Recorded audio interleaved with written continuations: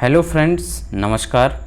स्वागत है आप सभी का एक बार फिर से आपके ऑनलाइन स्टडी प्लेटफॉर्म समग्र जीएस स्टडी पर।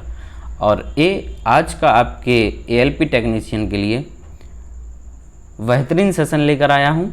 तो आशा है कि आप लोग वीडियो के अंत तक बने रहेंगे मेरे साथ, ठीक है, और अपना भरपूर सहयोग देंगे। साथ ही वीडियो को लाइक करेंगे और अपने यार दोस्तों में शेयर करेंगे, ठीक। और यदि चैनल पर नए आए हैं तो सब्सक्राइब करना ना भूलें दोस्त। आपका छोटा सा सहयोग हमें काफ़ी मोटिवेशन देता है और आप थोड़ा सा सहयोग हमारा करिए, बाकी हम आपको आपकी मंजिल तक पहुंचाने के लिए अपना पूरा एफर्ट्स लगा देंगे और इसी तरीके से आपके लिए बेहतरीन से बेहतरीन प्रश्नों की श्रृंखला लेकर आते रहेंगे। तो ये जो आपका एएलपी टेक्नीशियन के लिए साइंस और जीके का यहाँ पर हम आपका प्रिपरेशन करा रहे हैं, रोज़ बेहतरीन प्रश्न लेकर आते हैं। तो दोस्त आप भी हमारा थोड़ा सहयोग करें, ठीक है। और आपका ज़्यादा वक्त ना लेते हुए सीधे हम लोग चलते हैं क्वेश्चंस की ओर, देखते हैं हमारे क्वेश्चंस क्या हैं। पहला क्वेश्चन है कि कालाजार किसके द्वारा होता है। तो दोस्त कालाजार ये जो बीमारी है ये हमारे अस्थि मज्जा को प्रभावित करती है, ठीक है। और ये होती है, एक परजीवी होता है लीशमैनिया डोनोवेनाई। लीशमैनिया डोनोवेनाई जो परजीवी होता है, ठीक, उसके द्वारा ये होता है। तो करेक्ट आंसर होता है मित्र हमारा ऑप्शन नंबर सी, ठीक है। आई होप कि आप समझ रहे होंगे। आगे बढ़ते हैं दूसरे क्वेश्चन की ओर। कह रहा है कि कार्बोहाइड्रेट का सामान्य सूत्र क्या है। तो कार्बोहाइड्रेट में आप लोगों ने पढ़ा होगा, ठीक है। कार्बोहाइड्रेट में हमारा क्या है, 1:2:1 ये रहता है। ये हमारा क्या है, एक रेशियो है। इसमें एक अणु होता है हमारा किसका, कार्बन का, दो अणु ऑक्सीजन के और एक अणु दो अणु हाइड्रोजन के और एक अणु ऑक्सीजन का। तो यहाँ पर आप देख रहे होंगे करेक्ट आंसर हो जाएगा हमारा ऑप्शन नंबर ए, ठीक है, CH2O। और फिर यहाँ पर जितने भी आप लोग N का मतलब होता है कि नंबर ऑफ, यहाँ पर आप इलेक्ट्रॉन कितने हैं उसके, ठीक है। तो इस तरीके से आप लोग इसको समझ सकते हैं। आगे बढ़ते हैं। तीसरा क्वेश्चन कह रहे हैं कि बाष्पोत्सर्जन की माप कौन करता है। बाष्पोत्सर्जन की माप कौन करता है। तो बाष्पोत्सर्जन की जो माप होती है वो होती है हमारी पोटोमीटर के द्वारा। किसके द्वारा होती है, पोटोमीटर के द्वारा। तो करेक्ट आंसर हो जाएगा ऑप्शन नंबर बी, ठीक है। चलिए अगला क्वेश्चन देखते हैं। कह रहे मानव शरीर की सबसे बड़ी ग्रंथि कौन सी है। मानव शरीर की सबसे बड़ी ग्रंथि होती है, शायद आप लोगों ने पढ़ी भी होगी, मतलब पढ़ी तो सभी ने है, ये आपको 10th क्लास में ही पढ़ ली होगी लगभग। तो मानव शरीर की जो सबसे बड़ी ग्रंथि होती है वो होती है हमारी क्या, लीवर या यकृत, ठीक है, जिसे हिंदी में हम लोग यकृत कहते हैं और इंग्लिश में लीवर कहते हैं।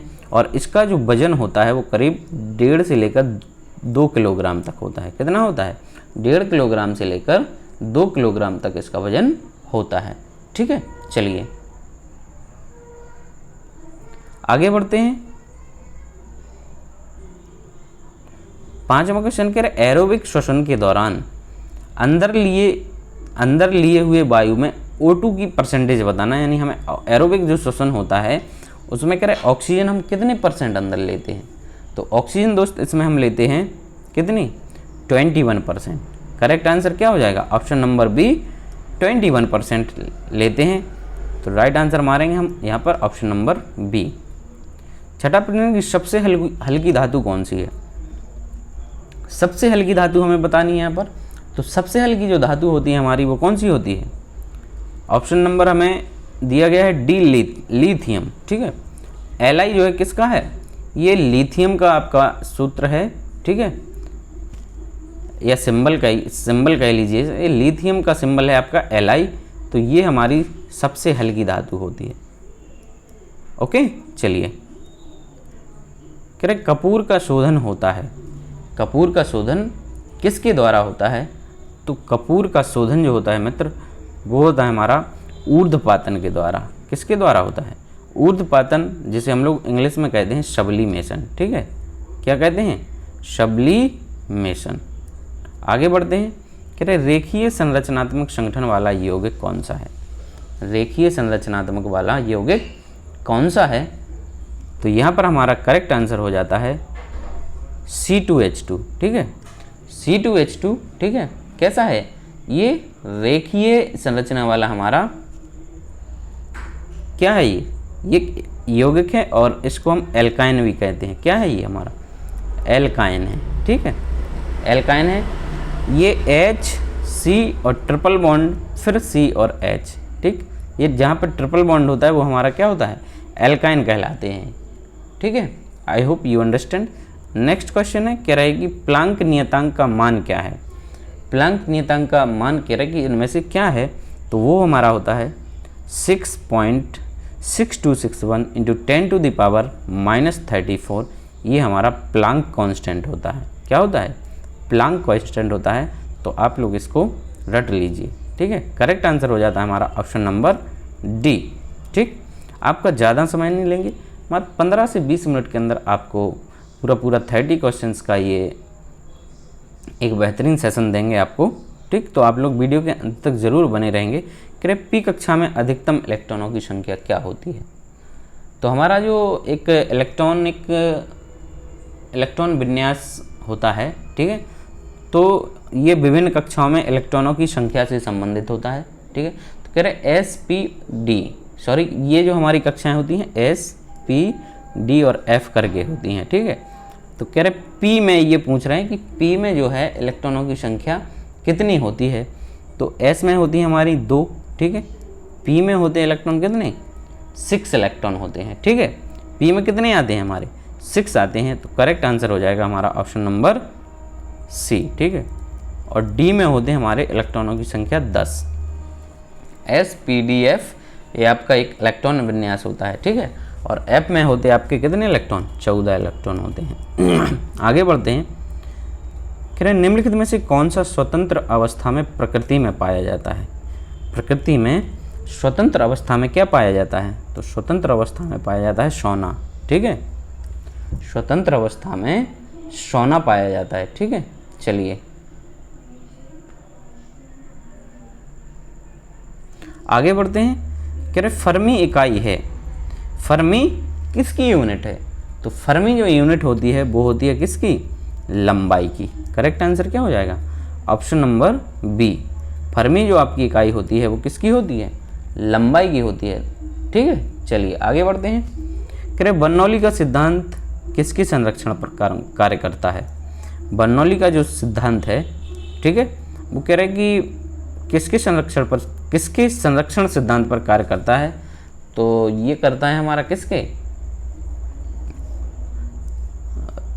कंजर्वेशन ऑफ एनर्जी, ठीक है। एनर्जी के संरक्षण के सिद्धांत पर ये कार्य करता है। राइट आंसर हो जाएगा हमारा ऑप्शन नंबर डी, यानी ऊर्जा संरक्षण के सिद्धांत पर ये कार्य करेगा। 14वां प्रश्न है कि ध्रुवण की घटना किसमें दिखाई पड़ती है। ध्रुवण की घटना किसमें दिखाई पड़ती है, तो ध्रुवण की जो घटना होती है वो होती है हमारी अनुप्रस्थ यांत्रिक तरंगों में। किन में हो जाएगी, अनुप्रस्थ यांत्रिक तरंगों में। करेक्ट आंसर होता है हमारा ऑप्शन नंबर सी, ठीक है। चलिए आगे बढ़ते हैं। 15वां क्वेश्चन कि यदि साबुन के घोल का पृष्ठ तनाव T है तो साबुन के बुलबुले के अंदर किसकी त्रिज्या R है, अतिरिक्त दाब होगा। तो हमें यहाँ पर क्या बताना है, प्रेशर बताना है, ठीक। अतिरिक्त दाब होगा तो ये हमारा निकल के आता है कैसे, ये निकल के आएगा हमारा 40/R। कितना आएगा, 40/R निकल के आएगा। करेक्ट आंसर हो जाएगा हमारा ऑप्शन नंबर डी, ठीक है। इसका सॉल्यूशन भी हम आपको बता देते, पर यहाँ पर क्या है कि हमारा जो पृष्ठ तनाव होता है क्या होता है, सरफेस टेंशन जो होता है वो होता है T = F/L, ठीक है। क्या होता है, F/L। चलिए आगे बढ़ते हैं। कह रहे एक डायनेमो ... ऊर्जा को ऊर्जा में परिवर्तित करता है। तो डायनामो कौन सी ऊर्जा को किस ऊर्जा में परिवर्तित करता है, डायनामो का कार्य क्या होता है। तो डायनामो का जो हमारा कार्य होता है कि यांत्रिक ऊर्जा को विद्युत ऊर्जा में कन्वर्ट करता है, ठीक है। ये जो डायनामो वगैरह लगे रहते हैं, डायनामो, ये हमारे क्या बोलते हैं, व्हीकल्स में लगे रहते हैं, ठीक है। व्हीकल्स में लगे रहते हैं। तो इसके द्वारा ये जो हमारी गाड़ियाँ होती हैं तो उसमें ये डायनामो लगा रहता है और इसको कनेक्ट किया जाता है आपका किससे, जो आपकी गिरारी वगैरह रहती हैं तो उससे कनेक्ट करके ये यांत्रिक ऊर्जा है जो उसको घुमा घुमा के काय में कन्वर्ट करती है, विद्युत ऊर्जा में, और इससे हमारी उस संबंधित वाहन की क्या बैटरी जो है वो चार्ज होती रहती है। ठीक है, चलिए आगे बढ़ते हैं। कह रहे किसी तारे का तापक्रम किस नियम के उपयोग से मापा जाता है। किसी तारे का तापक्रम कह रहे कि किस नियम के उपयोग से मापा जाता है, तो ये मापा जाता है हमारा बीन का नियम। किसके नियम से, बीन का नियम से ये मापते हैं। करेक्ट आंसर हो जाएगा ऑप्शन नंबर डी। फिर कह रहे किसी विद्युत परिपथ में फ्यूज तार का उपयोग होता है। ठीक है, कह रहे कोई सर्किट है इलेक्ट्रिक सर्किट, उसमें फ्यूज तार का क्या उपयोग होता है, तो फ्यूज तार का जो उपयोग होता है वो होता है अतिरिक्त धारा के प्रवाह को रोकने के लिए, अतिरिक्त धारा के प्रवाह को रोकने के लिए। ठीक है,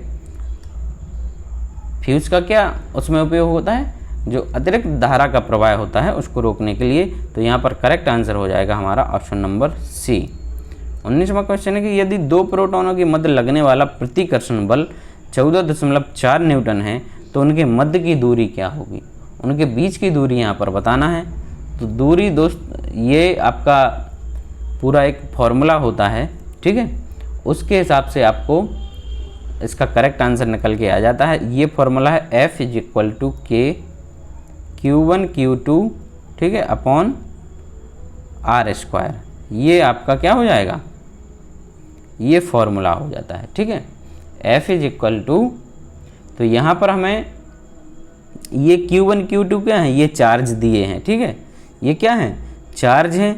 F जो हमारा है फोर्स दिया गया है। ठीक है, समझ रहे हैं आप। तो इसमें आप इन सब की वैल्यू को पुट करेंगे तो आपको जो आंसर यहाँ पर मिल जाएगा वो मिलेगा 4.0 × 10⁻⁻15। क्या होगा, करेक्ट आंसर हो जाएगा ऑप्शन नंबर ए। ठीक, चलिए अगर आप लोग कमेंट करके कहेंगे कि आप इसका फुल सॉल्यूशन दीजिए तो मैं आपको इसका फिर फुल सॉल्यूशन भी दे दूंगा। फिर क्वेश्चन है कि एड्स किसके द्वारा होता है। एड्स किसके द्वारा होता है, तो एड्स जो है वो कैसा वायरस जनित रोग है। ठीक है, ये वायरस से होता है। करेक्ट आंसर हो जाएगा option number A. Next question है कि सरदार सरोवर बांध किस परियोजना से संबंधित है। सरदार सरोवर बांध जो कह रहे किस परियोजना से संबंधित है, तो ये जो बांध है वो नर्मदा नदी पर बनाया गया है। तो ये किससे हो गया, नर्मदा परियोजना से संबंधित हो जाता है। ठीक है, ये नर्मदा परियोजना से संबंधित हमारा हो जाता है। ठीक, चलिए कह रहे कि मनुष्य द्वारा काटने के लिए प्रयोग किए जाने वाले दांतों का नाम क्या है। मनुष्य के द्वारा जो दांतों काटने के लिए हम कौन से दांतों का प्रयोग करते हैं, जो हमारे सामने वाले ये आपके नुकीले वाले दांत हैं, इन्हीं का प्रयोग करते हैं ना हम लोग काटने के लिए। तो इनको हम लोग कहते हैं क्या, इंसिसर, कृतंक दांत। ठीक है, काटने का मतलब कृतंक दांत जो हैं वो हमारे काटने के लिए प्रयोग किए जाते हैं। ठीक, ये कैनाइंस हैं। ठीक है, कृतंक की जो संख्या होती है वो होती है 8। यदि कभी आपसे पूछ ली जाए कि कृतंक जो दांत होती है, इंसिसर्स होते हैं, उनकी संख्या कितनी होती है, 8 होती है। कैनाइंस की संख्या होती है 4। ठीक, और जो चवर्ण यानी मोलर्स जिनके माध्यम से चबाते हैं, ठीक है, ये साइड में, तो इनकी जो संख्या होती है वो कितनी होती है, चवर्ण्स की जो संख्या होती है, मोलर्स की संख्या होती है वो होती है हमारी 8। कितनी होती है, इनकी 8 होती है। और ये प्रीमोलर्स हैं, प्रीमोलर्स की संख्या होती है हमारी 12। 12 8 20, चाहे 24 8 32। तो इस तरीके से ये टोटल हमारी संख्या कितनी हो जाती है, 32 हो जाती है। आगे बढ़ते हैं। कह रहे हैं इनमें से कौन चतुर्थ स्तंभ, फोर्थ स्टेट के नाम से जाना जाता है। तो भाई अब तो बताने की ज़रूरत ही नहीं है। आजकल फोर्थ स्टेट यानी चतुर्थ स्तंभ की बात करी जाए तो वो हमारे क्या है, मीडिया को माना जाता है। लेकिन आज के परिप्रेक्ष्य में देखा जाए तो क्या सचमुच वो अपना चतुर्थ स्तंभ का कार्य कर रही है, ये आपके ऊपर छोड़ते हैं। ठीक है, आपका क्या मत है इसके बारे में आप लोग कमेंट करके ज़रूर बताएंगे। ठीक, तो इस पर हमारा करेक्ट आंसर हो जाएगा समाचार पत्र पत्रिकाएं या प्रेस जो होती है वो हमारा चतुर्थ स्तंभ कहलाती है लोकतंत्र का। राइट आंसर हो जाएगा ऑप्शन नंबर ए। पर आज के परिप्रेक्ष्य में जो हमारी प्रेस है वो केवल सत्ताधारी पक्ष की चाटुकारिता करने में लगी हुई है, ठीक है। हालांकि जो दोनों चीज़ें होती हैं, पक्ष विपक्ष दोनों को सुनना चाहिए और एक तर्क के आधार पर आपको क्या करना चाहिए, जो आपका डिबेट वगैरह होती है उसको करना चाहिए, ठीक है। बिना तर्क के डिबेट में कोई बिना सर पैर वाली बातें करते रहेंगे तो क्या होगा, उसका कोई निष्कर्ष ही नहीं निकलेगा, है ना। तो ये सब ठीक है, छोड़िए, क्या करना है अपन को, आप लोग खुद समझदार हैं। फिर कह रहे हैं भारतीय कैलेंडर के अनुसार वर्ष का प्रथम मास कब से शुरू होता है। तो भारतीय कैलेंडर के अनुसार जो वर्ष का प्रथम मास होता है हमारा, ठीक है, वो एक्चुअल में हमारा कौन सा होता है, क्या बोलते हैं उसको, चैत्र का जो मास होता है, ठीक है। चैत्र का जो मास होता है वो हमारा प्रथम मास होता है भारतीय कैलेंडर का, और ये जो होता है हमारा 21 मार्च को शुरू होता है, ठीक है। कब होता है, 21 मार्च से शुरू होता है। हालांकि ये फिक्स तो नहीं है, ठीक है, फिक्स नहीं है। आगे बढ़ते हैं। कह रहे सबसे कम जनसंख्या वाला प्रांत कौन सा है, सबसे कम जनसंख्या वाला प्रांत कौन सा है। तो यहाँ पर हमारे जो ऑप्शन दिए गए हैं, ऑप्शन नंबर ए है हमारा सिक्किम। कौन सा है, करेक्ट आंसर हो जाता है option number A Sikkim. Kuchipudi क्या है, कुचिपुड़ी क्या है, तो हमने काफ़ी पढ़ रखा है इसके बारे में, ठीक है। कुचिपुड़ी एक डांस फॉर्म है, क्या है, ये एक डांस फॉर्म है, और कहाँ का है ये हमारा आंध्र प्रदेश का है, ठीक है। तो यहीं पे हमारे क्वेश्चन आज के समाप्त होते हैं। आई होप कि आपको ये सारे क्वेश्चंस अच्छे लगे होंगे, और यदि अच्छे लगे हों तो कमेंट करके ज़रूर बताएं। बाकी हमारी जो कमियां हैं आप उनको भी बता दिया करें, ताकि आगे जो आने वाली वीडियोज़ हैं उन पर हम थोड़ा अपने ऊपर भी कुछ वर्क कर सकें, ठीक है। और हाँ भाई, चैनल को सब्सक्राइब करना ना भूलें। Thank you.